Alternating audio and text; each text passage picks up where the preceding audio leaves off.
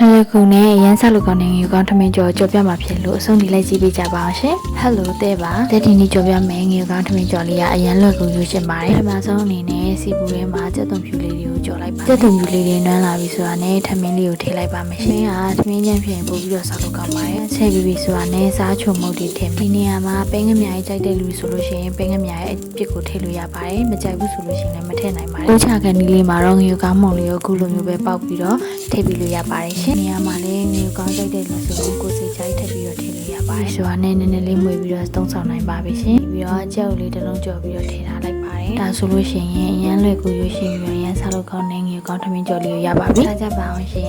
ငွေကောင်းထမင်းကြော်ကိုမကြော်စားဘူးသေးဆိုလို့ရှိရင်လည်းစားကြည့်ကြပါတော်တော်လေးစားလို့ကောင်းပါတယ်ခလိဆိုလို့ရှိရင်လည်းတော်တော်လေးကြိုက်ပါတယ်အဆုံးထိကြည့်ပြကြတဲ့တရားစီတာလည်းသူချစ်စွတင်ပါတယ်တကယ်လို့ငွေကောင်းထမင်းကြော်လှုပ်စားပြတဲ့ဆိုရင်စားကောင်းမကောင်းကို comment မှာပြန်ပြီးဖြည့်ပေးခဲ့ပါအောင်ရှင်ဘိုင်ဘိုင်